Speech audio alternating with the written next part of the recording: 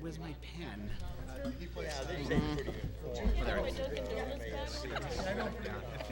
What is this? What is this? I was looking at that. Some of the tables had I know. And I thought, well, maybe it had to do with the microphones. And I thought, well, I'm putting people in the wrong place, but I guess not. Hello there, nice Michael. of you to join us How are you? tonight. Nice to see you. Yeah? Let's get this over with as quickly as possible. Does that mean you're telling me not to talk too much? I'm not saying, if you were David, I would say that. I'm not telling you. That's you heard me say that? Okay. I'm a big fan of it. My daughter's an a cappella person too, so she's all excited. Is that the sing-off? All set? Okay. Singing this year. Call the meeting of North Reading School Committee to order for Monday, December 6, 2010. As usual, first order of business every meeting is public input. Is there anybody here who wishes to be heard on items that are not on the agenda tonight? Could you go a little faster? Okay. Next, we have our student report, and tonight we have Marina Galato from the class of 2011. Hi, happy Monday. So for our student report today, we have winter sports have started. They started last week. The musical Barnum, the cast list was decided last week, and rehearsals have started today. Winter track has its first meet Saturday at 8 a.m. versus NASCO. There are holiday concerts on Tuesday the 21st and Wednesday the 22nd, and the Wednesday one will be held during power blocks for the high school. Community service hours were due last week for juniors and seniors, which is a 12-hour requirement for all social studies classes. The SAD chapter at the North Reading Middle School will be starting this week, and it's Wednesday, December 8th, held in Mrs. Brown's room. The Model UN played Slumdog Millionaire Friday, December 3rd in the auditorium. There was a great turnout.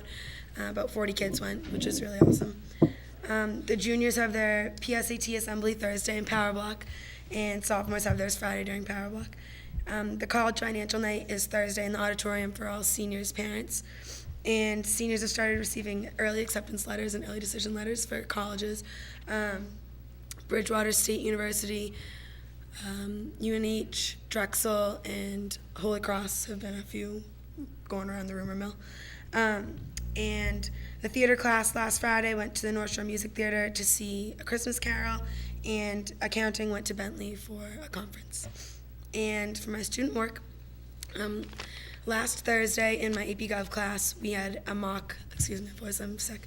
We had a mock Senate hearing regarding cap and trade, and even though the bill's dead, we decided to revive it for our class's purposes. And it was really cool. We had a bunch of different witnesses, like the Cato Institute, the Heritage Foundation, the CBO, just about like 10 different witnesses, and each student that was chosen to play witness had to come up with a statement regarding, their stance on cap and trade, and if they supported the bill, if they didn't support the bill, reasons why.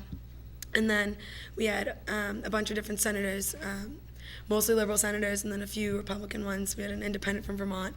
And then I was Barbara Boxer, the chairperson from California, so I had to conduct the whole thing, which was... Why did you pick Marina.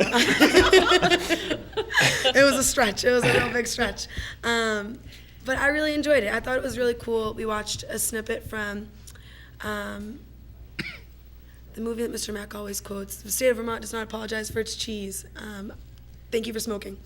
And, we got a real feel for how the Senate operates, and we just had our Congress quiz today. So it was really interesting. I was really excited to do that, and we learned a lot, so I like the hands-on experience. And even though he's officially an independent from Vermont, I'd like to refer to him as a socialist myself, but Bernie Sanders, I think it's pretty fair to call him a socialist. I just but don't reference him in any Right. Just don't. Great. Any questions for Marina? Great. Okay. Well, home and get Thanks. some rest. Thank you. Yes, thanks for coming in under the weather. I'm going to move the agenda around a little bit. We have a presentation to be made by Parks and Recreation regarding sponsorship signs / banners at the Arthur Kenny Field. Before we get to that, though, I want to just quickly set the stage.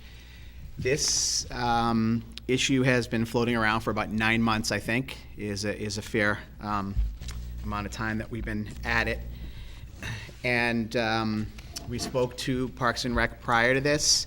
There's been a lot of back and forth in terms of work council, school committee council,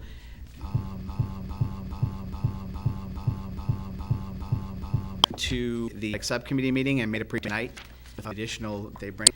Also met with the commission, voted unanimously to support period for the sponsorship at the field. And at our academic subcommittee ago, we voted to meeting our academic meeting to get it to the school committee. So it's pretty much where it stands. A lot of discussion about this around town. I can tell you, I only received 3 emails, so I don't know how much discussion there's been, and no phone calls, but I know there are a lot of people interested in this. So the way we're going to do this tonight, we normally don't allow public input at school committee meetings other than the first part of the meeting. We will have the rec commission present, then I'll open the floor up for up to 20 minutes of discussion for anybody who wants to ask questions, make comments. Then the school committee will discuss, will also participate in the discussion as we go along, and then we will take a vote. So, short of any questions, we can have the recreation department come up, and if you could stand at the mic, that'd be great. Thanks. Hello, as most of you know. Is this on or not on? Do we Yeah, need it on? No, it's for the cable, so. Oh, I'm sorry. Okay, thank you. I'm Laura McMullen. I'm currently Chair of Parks and Recreation Committee. I'm going to introduce to you Rita Mullen, who was Chair of the Turf Field Committee, and Marty Tilton, who is our Parks Director, who will be heading up the project, and they will make the presentation for you. Thank you. I wanted to thank you very much for having us here tonight. No problem. Thank you. Rita Mullen, Parks and Rec. I gave you a packet tonight, and you can look through it later. Just want to let you know that what we've done is given you a proposal that was approved by the Hillview Commission at the November 3rd meeting, where they unanimously supported this. A letter from Jim Nicola, Inspector of Buildings, dated April 6th, 2010, stating that no permit is required for revenue-enhancing signs, and he gave Recreation permission to do it. Heidi Griffin, CPC Administrator, met with Jim DeCola also in April 2010 and also in November, and agrees that it is his decision and there is no action that would be required by the CPC. It was a building inspector decision. It is not the CPC's role to go before them. The Athletic Subcommittee voted unanimously on November 16th to support this pilot program as outlined at the meeting. And we're calling it, like I said, a proposal for a pilot program for a year. So we're asking for 35 signs, et cetera, but we're going to have Marty go over that, and it gives us a chance all to look at it, get comfortable with it, and then hopefully at the end of the year, the school committee say, oh, we like it, it worked, and go from there. Also, there's a banner sponsorship contract in there between Recreation and Friends of North Reading Parks and Rec, which is a nonprofit organization also, so that it would be for a 12-month period for 1 year. And thank you for all the time that you have spent on this. Rita, one question. Sure. I don't know if Marty's going to cover this. In terms of some of the costs that you're looking to cover, or some of the things you're looking to do at the turf field with these. Marty's going to go through all that so that if there are any questions, he can Okay. explain to you what they are. Right, great. Thank you very much. Great. Thanks, Rita.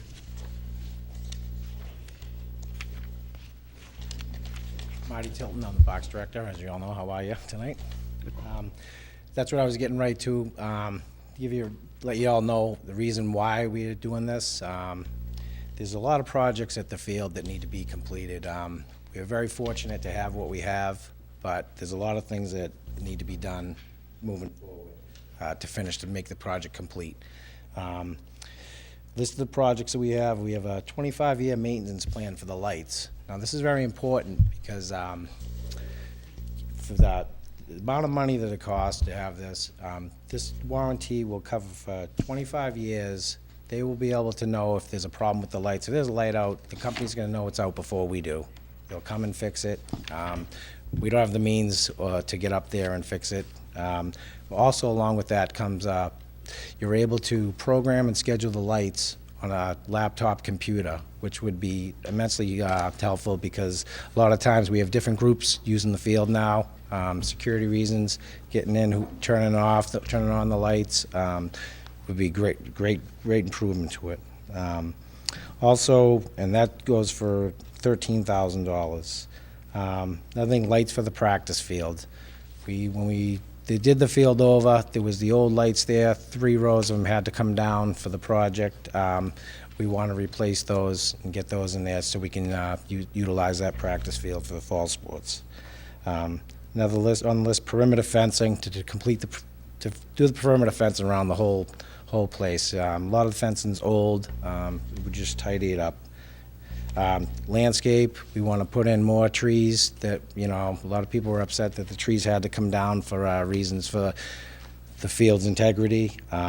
We want to replace with smaller, manageable trees. New track lighting.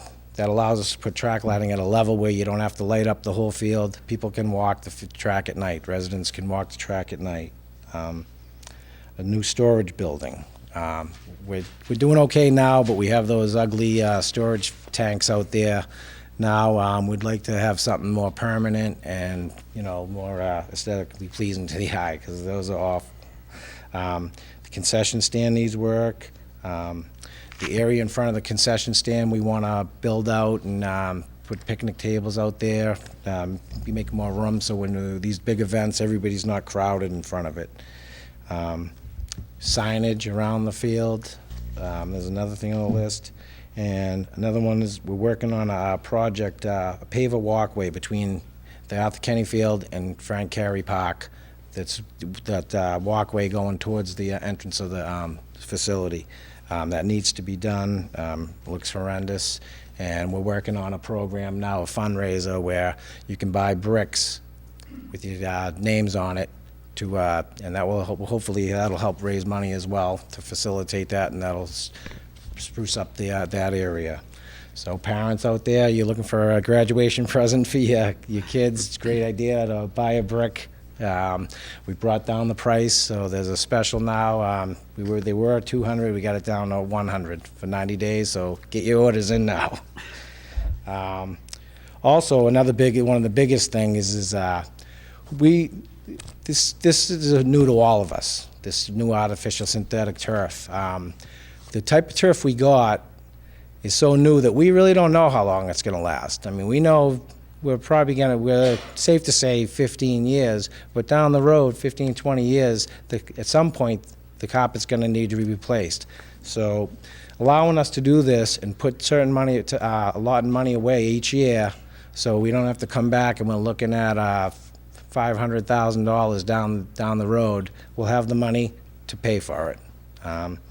So I thank you for having us here tonight, and I hope things go our way. One thing I want, yeah. One thing I had asked for was, at our athletic subcommittee meeting, the Parks and Rec had a representation of what I think like 7 or 8 signs would look like. And since this proposal is for up to 35 signs, I wanted to get a representation of what that would look like. Pass it along, or maybe show it in front of Yeah, why don't you pass it along, and then, you know, I'll even have it if people in the audience want to take a look at it also.